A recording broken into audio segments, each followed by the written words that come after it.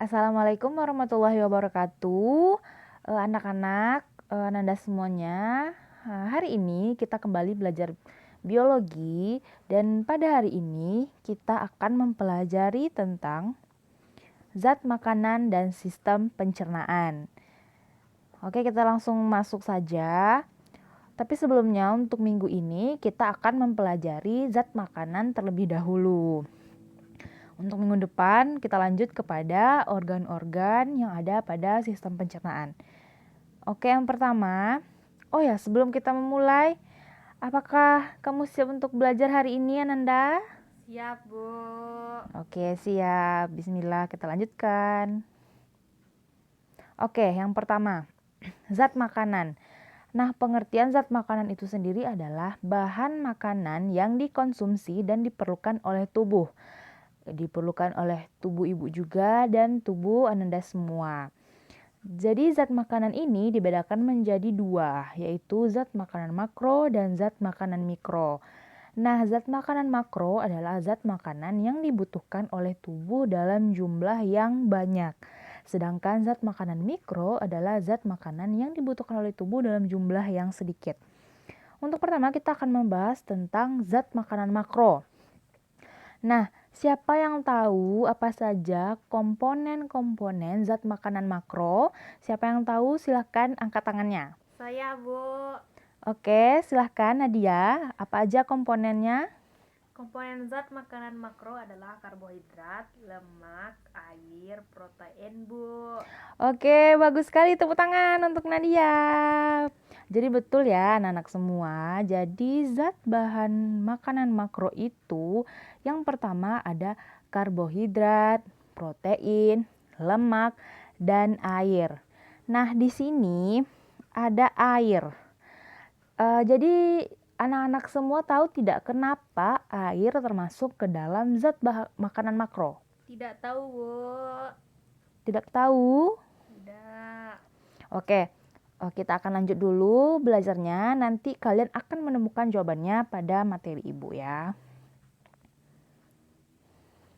Nah, yang pertama kita bahas ada karbohidrat. Jadi karbohidrat ini dia terbagi tiga. Yang pertama ada monosakarida, oligosakarida, dan polisakarida.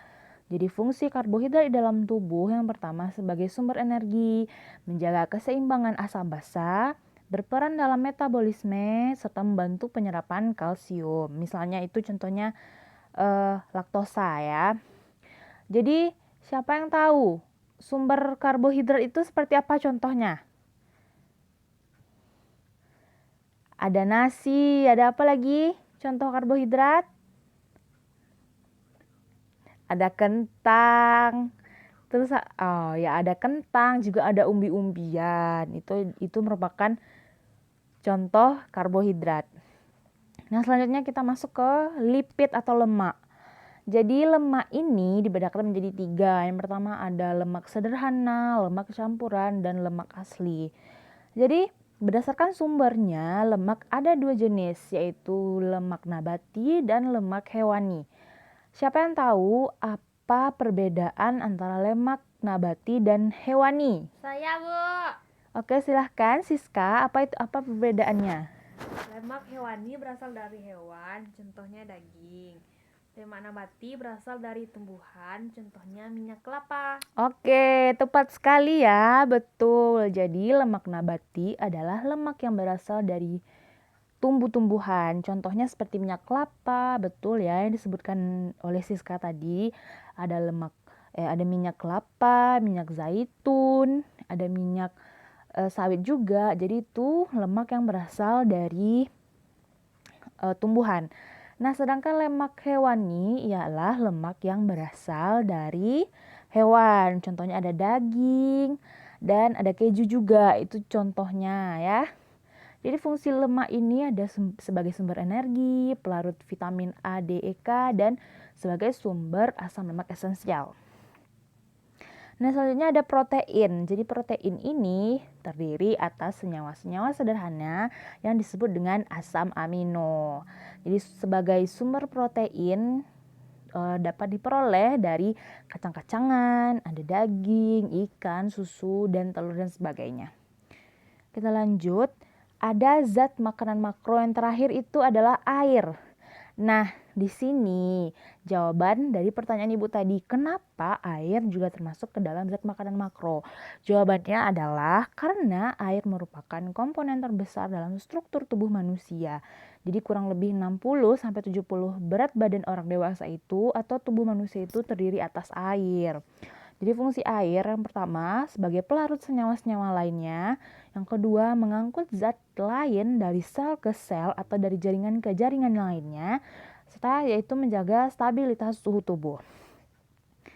Nah, selanjutnya kita akan mempelajari tentang zat makanan mikro, yaitu vitamin dan mineral. Nah, jadi yang pertama vitamin, jadi fungsi vitamin dalam tubuh ini sebagai membantu proses metabolisme tubuh kita. Dan sedangkan mineral, dia berfungsi untuk pertumbuhan. Nah, jadi pada gambar ini terdapat pembagian contoh bahan makanan.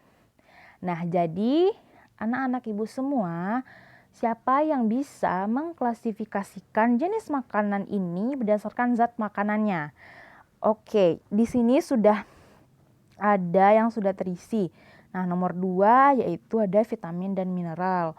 Sedangkan nomor 3 itu ada lemak dan protein.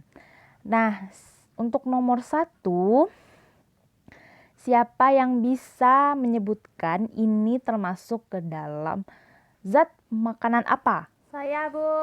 Oke, silahkan. Fitri, nomor 1 itu apa? Karbohidrat. Ya, betul. Tepuk tangan ya buat Fitri. Betul, karena nomor 1 itu adalah karbohidrat. Karena di situ terdapat ada roti, ada gandum juga ya, karena itu merupakan sumber karbohidrat. Nah, untuk nomor 4. Nomor 4 itu siapa yang tahu itu jenis zat makanan apa? Saya, Bu. Oke, silahkan. Siapa itu? Siska lagi ya, Siska. Lemak. Ya, bagus. Betul ya, tepat sekali. Jadi nomor 4 itu adalah lemak. Di situ ada keju, juga coklat, pokoknya sumber lemak. Juga ada minyak di situ ya. Nah, nomor yang terakhir itu siapa yang bisa? Di situ ada ayam, telur. Nah, siapa yang bisa? Saya, Bu. Oke, silahkan Nurul. Protein. Ya, betul. Jadi nomor 5 itu adalah protein. Itu merupakan sumber protein ya. Karena ada telur dan ada ayam juga. Kita beri tepuk tangan untuk teman-temannya. Bagus sekali. Nah, Ibu rasa untuk minggu ini atau untuk pertemuan ini Ibu rasa sudah cukup.